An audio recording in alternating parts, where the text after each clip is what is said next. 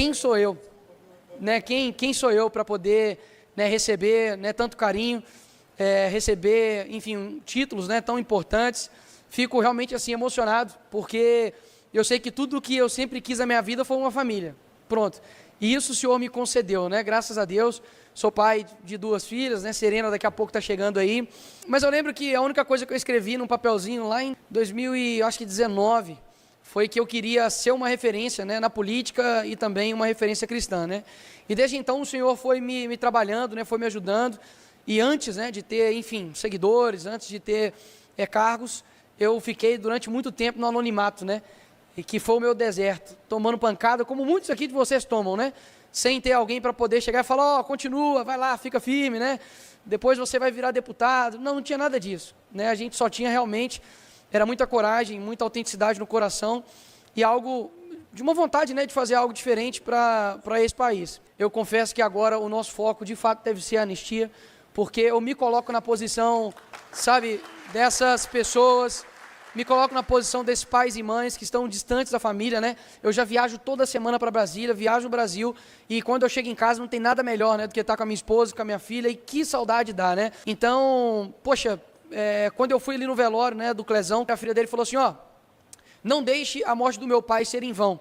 E desde então, a gente esteve 6 meses na CPMI, a gente fez um documentário, praticamente 10 vídeos, né, mostrando todas as irregularidades, proporcionalidades com relação ao julgamento das pessoas do dia 8, e eu me coloco na posição desse pai e mãe, né? O que eu faria se fosse meu filho? Né, pode ter certeza que eu já teria ultrapassado o limite há muito tempo, né? Mas a gente sabe que o nosso desejo, muitas das vezes, é muito difícil de se tornar realidade dentro daquele congresso. A gente tem tido alguns avanços, né? Essa semana, por exemplo, a gente teve o União, né, o PP, se ajuntando à pauta, né, da anistia. Eu acredito que a gente vai enfrentar essa decisão na Câmara, não tem nada ganho, a gente vai ter que, de fato, mobilizar para poder falar com essas pessoas, para, né, deputados foram eleitos, né, por nós, para poder fazer justiça, porque isso não cabe a um juiz.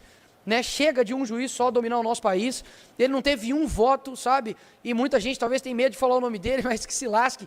Ministro Alexandre de Moraes, você não é dono desse país, né, quem é dono desse país de fato é o povo, são as pessoas, né, que os representam, que são os deputados e senadores. Então eu queria, assim, antes de mais nada, né, não quero falar de nada antes de falar sobre esse tema primeiro, que é um tema muito importante. Talvez a pessoa fale assim, mas o que isso tem a ver com a minha vida, né? Esse é o grande problema do brasileiro, né? Ele só se incomoda quando toca na porta dele, mas quando chegar até você, talvez possa ser tarde demais. Como está também acontecendo agora, né, na figura do Bolsonaro, que se estende a todos nós, né?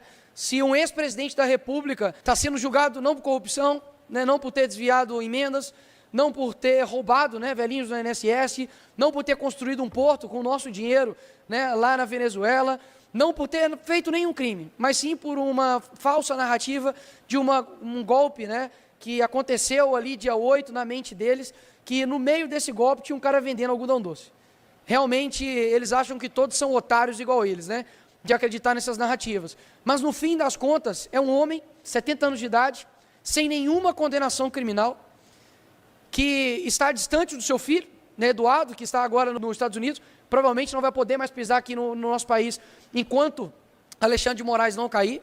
Um homem que você pode ter aí, né, qualquer tipo de escusa com relação a ele, mas contra ele não tem um que presta. E esse homem, né, provavelmente vai ser condenado aí a muito mais do que 20 anos, porque se a Débora, né, Capurese, com um batom, que escreveu Perdeu o Mané, que inclusive é um dialeto de bandido, não sei se você sabe, que quando você vai roubar alguém, você fala, perdeu, mané, né? E um ministro da Suprema Corte fala isso com uma pessoa que simplesmente estava questionando ele, né? Porque nesse país questionar também virou crime. Ou seja, com certeza a condenação é muito superior a 20 anos. Esse é o nosso país. Isso está acontecendo com um ex-presidente da República.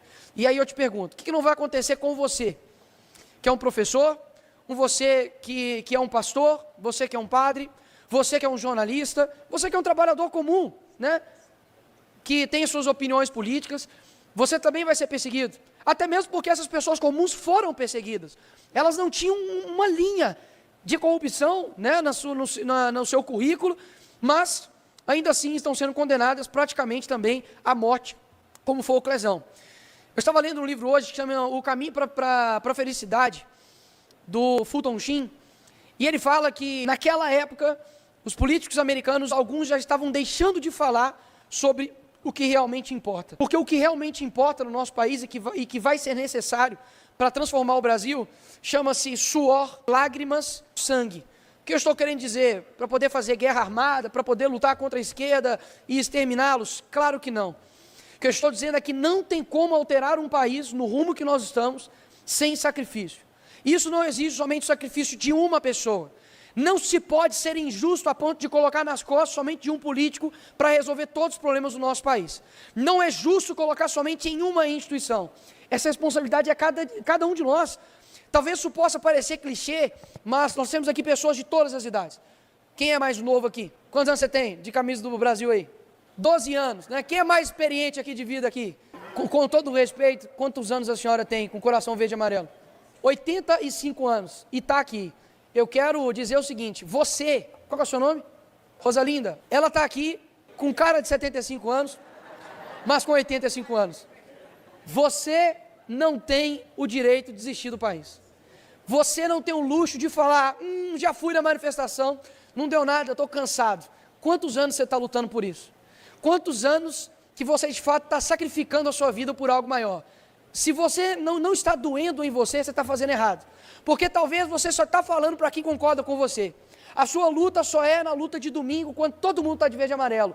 Isso não se chama influenciar, isso não se chama lutar pelo país. Isso se chama comodismo. O que nós precisamos é de pessoas que tenham voz no meio do silêncio, é que sejam luz no meio da escuridão e que sejam corajosos no meio de um monte de covardes. É isso que o Brasil precisa. Não tem como a gente mudar o país se não for dessa forma. Posso falar uma coisa para vocês? Não estou preocupado com a eleição, sabe por quê? Eu sei que ano que vem vai estar Y, X, A, Z, o abecedário inteiro me batendo, falando, Nicolas não veio aqui, Nicolas não mandou emenda, Nicolas não sei o quê, eu sei que isso vai acontecer, sabe por quê? Tudo que eles têm é preço, nós temos valor. Nós temos valor. Tudo que eles podem oferecer, e não dizendo que isso não possa ser feito, até mesmo que eu destinei hoje aqui emendas para Uberlândia, né, lá para a ACD, mas qualquer um, me perdoa, deputado pode fazer isso. O meu eleitor, ele não tem perfil, ele tem caráter. É por isso que eu fico muito em paz, eu fico muito tranquilo, porque eu sei que se a gente entender isso, Jesus mudou o mundo com 12 pessoas. Nós somos muito mais do que 12. A gente consegue fazer a diferença. Então, assim, eu vejo muitos rostos aqui, não conheço vocês, daquilo que vocês passam, das suas dificuldades, mas entendam uma coisa, se você desiste, você vai estar impactando no Brasil inteiro.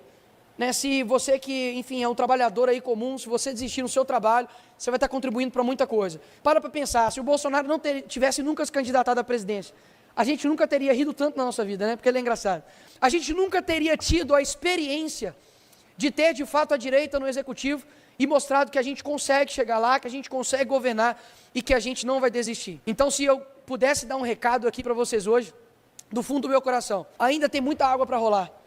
Né? Não esperem bala de prata, porque a gente não está lutando contra vampiros. Né? Esperem trabalho, esperem sacrifícios, esperem, de fato, uma luta gradual, mas que vai valer a pena. Eu não quero chegar, sabe, aos meus 300 anos e pensar assim, nossa, poderia ter feito aquilo, poderia ter, sabe, lutado mais, poderia ter orado mais, poderia ter jejuado mais, sabe, poderia ter insistido mais, poderia ter tido mais persistência. Tem um país inteiro contando com a gente. Que bênção que Deus fez com que você entendesse o que eu estou falando aqui agora. Por você não ser uma pessoa que está enganada. Tem muita gente que está enganada aqui no nosso país. Tem muita, ainda uma seara gigantesca para a gente trabalhar. Você que é jovem, né? Vejo rostos jovens aqui. Saiba que tem muito nas suas mãos, né? Eu já fui também, já tive a idade de vocês, né? De 13, 14, ano que vem faço 30 anos. E eu sei o que é pressão do coletivo, né? Se eu tivesse ouvido eles, eu nunca teria me candidatado. Eu não estaria aqui, eu não teria sido o deputado mais votado do Brasil, e pode ter certeza, se nós estivermos com Cristo, se nós formos pessoas virtuosas e que com o coração aberto para poder de fato mudar esse país, a gente vai conseguir. Eu não tenho dúvidas disso. Não é Lula que vai parar a gente, sabia disso? Daqui 10 anos, eu acho que Lula nem vai estar mais aqui.